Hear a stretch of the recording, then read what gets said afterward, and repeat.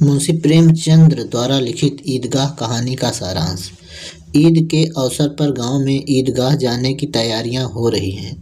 सभी लोग कामकाज निपटाकर ईद के मेले में जाने की जल्दी में हैं। बच्चे सबसे ज़्यादा खुश हैं।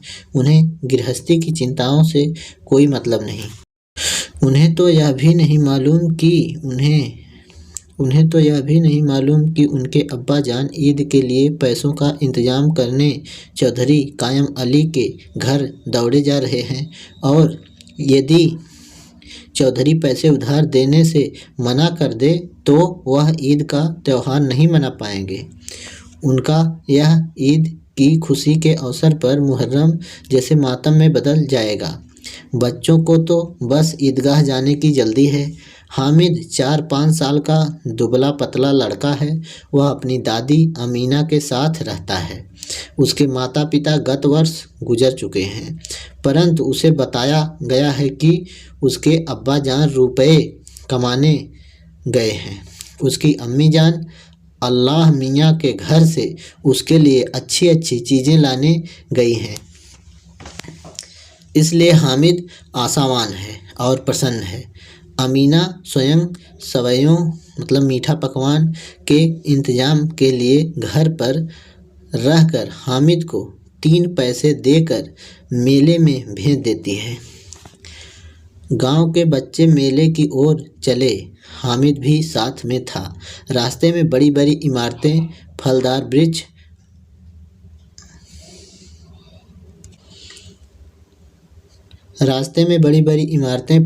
वृक्ष आए।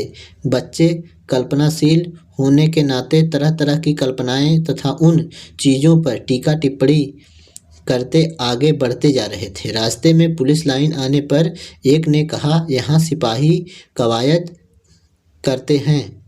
मोहसिन का कहना था कि यही पुलिस वाले चोरी भी करवाते हैं। हामिद को सुनकर आश्चर्य होता है। इस प्रकार बालकों में पुलिस के प्रति अलग अलग विचारधारा थी। उनके भीतर भी भाईचारे की भावना उनको आपस में जोड़े रखती है। धर्म आपस में लोगों को जोड़ता है, तोड़ता नहीं। धर्म के नाम पर तोड़ने वाले धर्म के रहस्य को समझते ही नहीं। कोई भी धर्म मनुष्य के बीच भेद नहीं करता। ईदगाह में नमाज के पश्चात हामिद के दोस्त चरखी ऊपर झूलते हैं, परंतु हामिद दूर खड़ा रहता है। खिलौनों की दुकान में महमूद सिपाही, नूरे वकील, मोहसिन भिश्ती तथा सम्मी धोबिन खरीदता है। हामिद खिलौनों की निंदा करता है, परंतु साथ ही ललचाए निगाहों से उन्हें देखता भी है। सभी मित्र मिठाइयाँ खरीदते हैं और हामिद को चिढ़ा चिढ़ा कर खाते हैं। मेले के अंत में लोहे की दुकान पर चिमटा देखकर हामिद को अपनी दादी अमीना का ख्याल आता है। दुकानदार से मोल भाव करके वह चिमटा खरीद लेता है। हामिद के तर्कों के कारण उसके सभी दोस्त उसके चमटे से प्रभावित हो जाते हैं।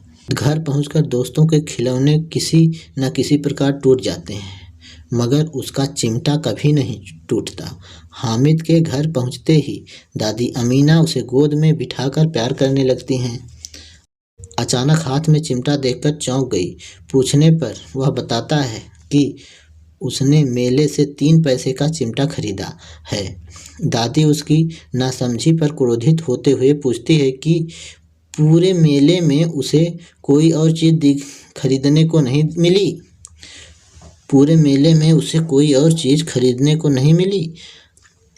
हामिद अपराधी भाव से बताता है कि दादी की उंगलियां तवे से जल जाती थीं, इसलिए उसके लिए चिमटा खरीदा। यह सुनकर बुढ़िया का क्रोध तुरंत बदल गया। दादी अमीना हामिद के त्याग सुनकर उसके विवेक को देखकर हैरान रह गई। सुबह से बच्चा भूखा दूसरों को मिठाई खाते देख कैसे अपने मन को मनाया होगा। मेले में भी इसे अपनी बूढ़ी दादी की याद बनी रही। यह सब सोचकर अमीना का मन गदगद हो गया। दादी अमीना एक बालिका के समान रोने लगी। वह दामन फैलाकर हामिद को दुआएं देती जा रही थी तथा आंसुओं की बड़ी बड़ी बूंदें गिराती जा रही थी, परंतु हामिद इस रहस्य को समझने के लिए बहुत छोटा था कि दादी उसके त्याग का अनुभव कर भाव विभोर हो गई। हामिद यह नहीं समझ पा रहा था कि वह तो दादी के लिए चिमटा लाया है, फिर दादी रो क्यों रही है।